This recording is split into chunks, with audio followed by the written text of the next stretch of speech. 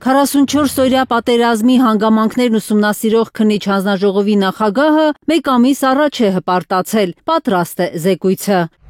Շուրջ 3.5 տարի ըստ Անդրանիկ Քոչարյանի տանջվել են ու 215 էջանոց եզրակացություն կազմել։ Հանձնաժողովի անդամների գերակշիռ մեծամասնությունը ոչ միայն ծանոթացել է, ունի իր դրած ստորագրությունը։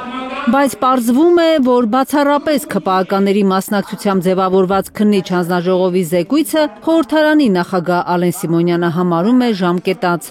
Որոշել է, որ զեկույցը կքննարկվի ոչ թե լիագումար նիստում, այլ փակ լսումների ընթացքում։ Սիմոնյանին հակադարձում է Քոչարյանը, նախ զեկույցը ժամկետանց չէ, հետո էլ այն պետք է քննարկել ԱԺ լիագումար նիստում։ Եթե այլ տարբերակով է գնում, նշանակում է զեկույցը գոյություն չունի։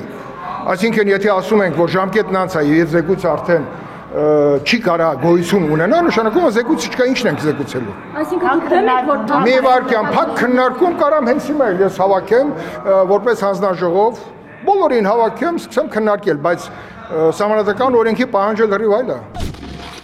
Ըստ էության հաստատվում են լուրերը, որ ԱԺ ղեկավարությունը չի ուզում լիագումար նիստում քննարկել 44-օրյա պատերազմի դրվագները,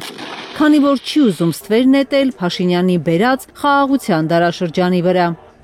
Ընդդիմությունը պնդում է, իշխանությունը ոչ թե խաղաղություն, այլ պատերազմ է բերել, եւ ուրեմն չի կարող միայն ՔՊԱ-ականներով ձևավորված քննիչ հանձնաժողովը օբյեկտիվ գնահատել 44-օրյա պատերազմը։ Երբ որ մենք ասում ենք այստեղ խնդիրը այն է, որ փորձ է արվում ամբողջությամբ դա բերել փաթաթել բանակի վզին, Պատիվ ունեմ խմբակցության քարտուղար ռազմական փորձագետ Տիգրան Աբրահամյանի խոսքով 2020-ի ողբերգական պատերազմի պատասխանատուները կբացահայտվեն միայն այն ժամանակ, երբ Փաշինյանը չի լինի գերագույն գլխավոր հրամանատար։ Ակնհայտորեն հաշվի առնելով այսօրվա իրողությունները, հաշվի առնելով իշխանության բարձրագույն մարմնում գտնվող անձանց հայտարարությունները, ըստ էության ոչ միայն քննիչ հանձնաժողովին, այլ առասարակ դատաիրավական համակարգին արվում են հրապարակային ուղղորդումներ, առնվազն հրապարակային ուղղորդումներ, նշանակվում են դավաճաններ։ ՔՊԱ-ական Անդրանիկ Քոչարյանը խոստովանում է, ինքն էլ Փաշինյանն էլ նախկիններն էլ մեղավոր են 44-օրյա պատերազմում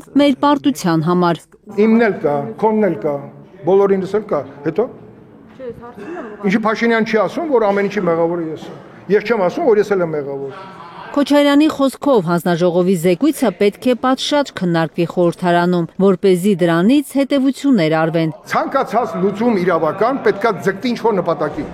Ցավում է քննիչ հանձնաժողովի նախագահը զեկույցը փակ դռների հետևում լսելով ջուրն է ընկնում իրենց արած ամբողջ տանջանքը։ Փակ լսումներ այդ ֆորմատ նշանակում է զեկույցը չկա։ Կարնե Մանգասարյան, Նորաշ Արբաթյան եւ Հարություն Մաթեւոսյան, Հայլուր։ Հայաստանում ու աշխարհում տեղի ունեցող իրադարձությունների մասին առաջինն իմանալու համար բաժանորդագրվեք մեր ալիքին, սեղմեք զանգակը, որ բաց չթողնեք ամենահրատապը, կարևորն ու հետաքրքիրը։